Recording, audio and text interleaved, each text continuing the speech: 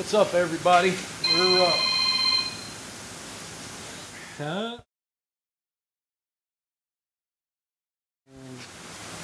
What's up, everybody? Today Austin and I anyway are taking Big Whitey here, and we're gonna do some work on the air conditioning. I replaced high pressure line and condenser the other day.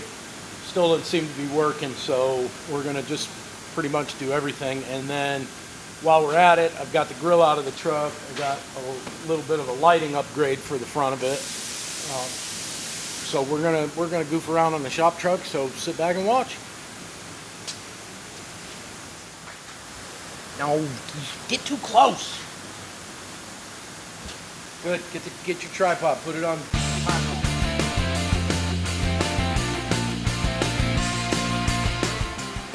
Okay, first thing we did, of course, remove the grill.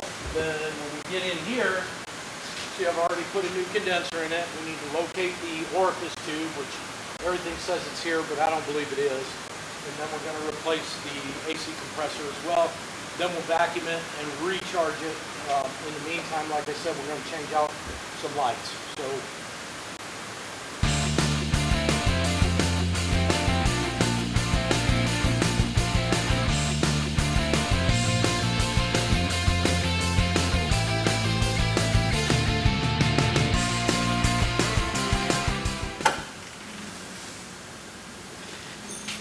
Okay, well, we got Austin taking out all the old ones over here. Here's the new set of lights I got. They're a little more kind of updated looking, a lot cleaner than the hazy yellow lights that are in there.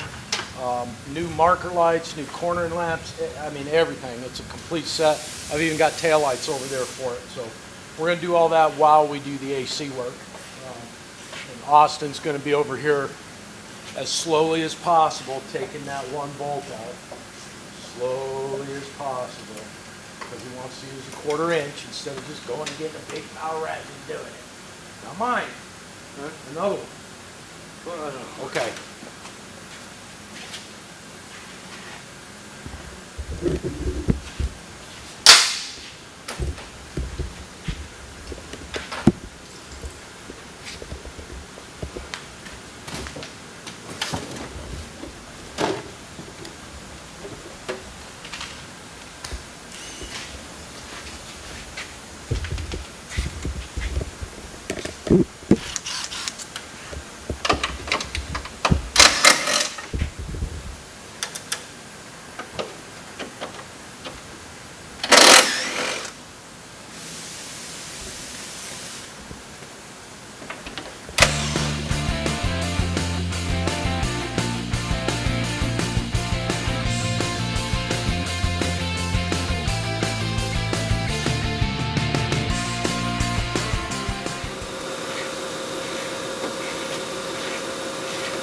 This is an orifice tube. This you need this for your AC system.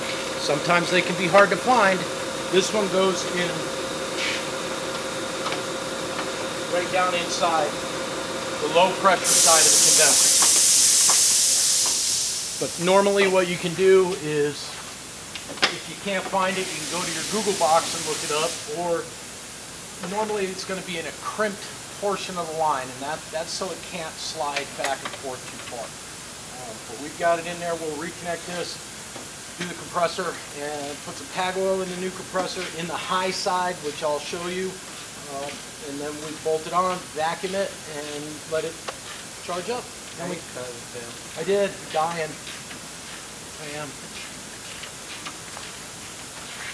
You're not going to cut yourself. You go too slow.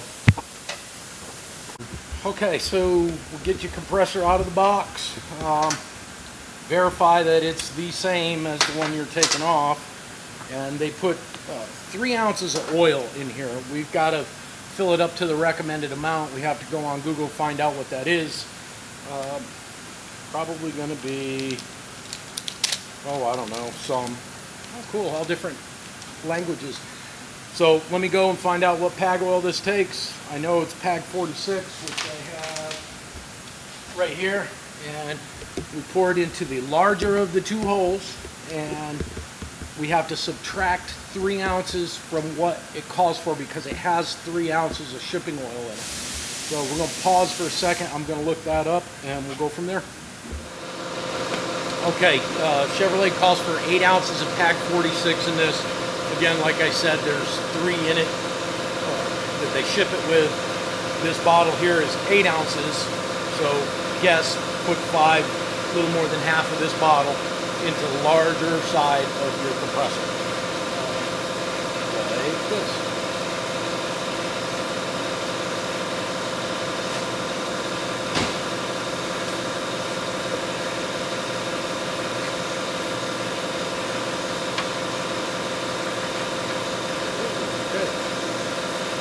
That's it right there. Now we're going to put this on the truck, put the belt back on it, plug it in, vacuum the system out, 36 ounces for a crew cab. So we'll put the refrigerant in it, and then hopefully we got AC in the big old truck again.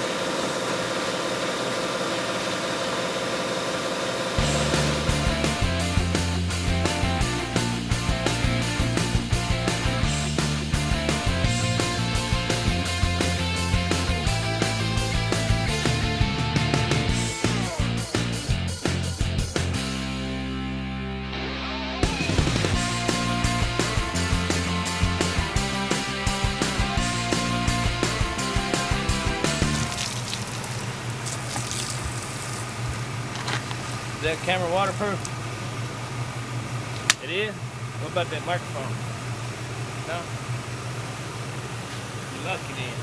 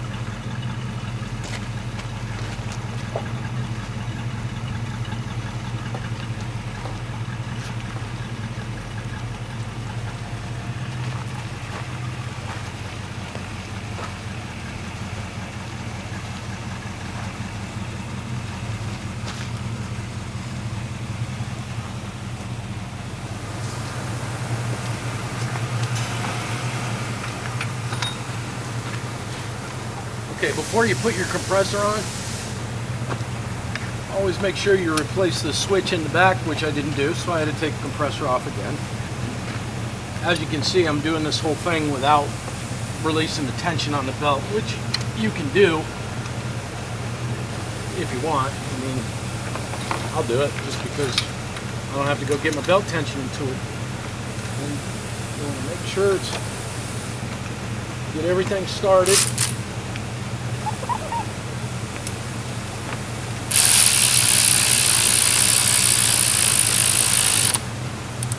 It's a good idea to tighten these up in a cross pattern just to make sure it's squared up and sitting where it's supposed to sit.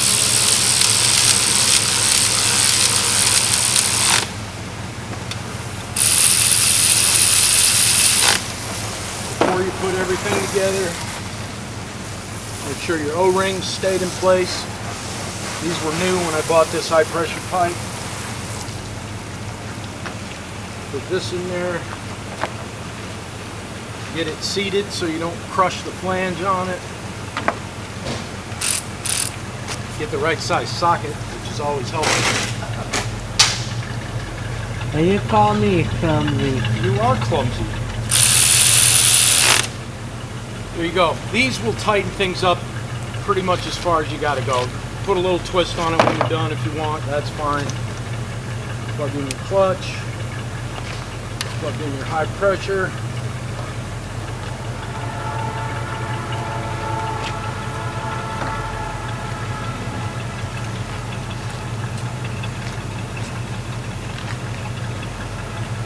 Figure out which way to plug in the cutoff switch, because you can't see it.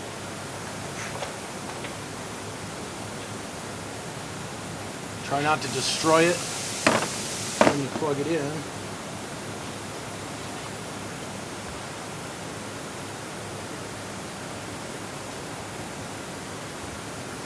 Okay, that's in.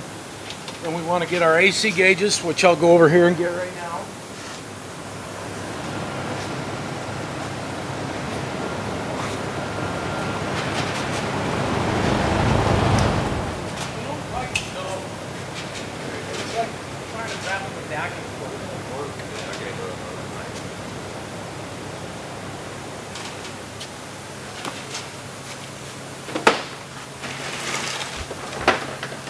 Okay, you got 3 hoses. You got your low pressure hose, which is going to go on this particular vehicle. Everything's pretty much out in the open and easy to see. Some cars behind the grill and all these crazy places you can't get to. You got to take half the damn thing apart in order to get to it. Hook your hoses up. Your AC gauges always come with a nice little hook. So you can put them right there. Blue to blue, red to red.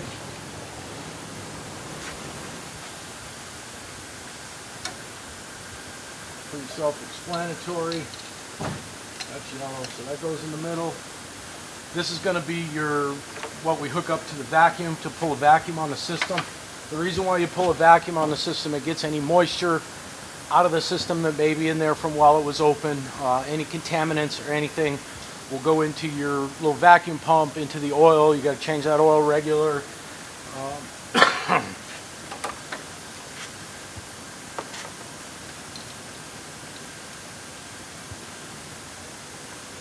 that on here. Get your little vacuum pump.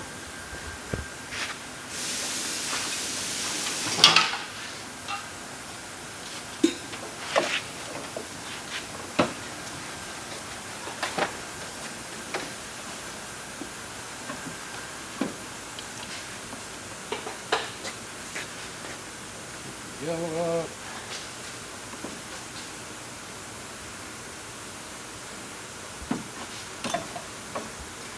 Try and keep the pump as level as you can, because that helps with the oil. You got a sight glass there. Turn the gauges where you can see them, and they're of course going to want to turn around to where you can't see them.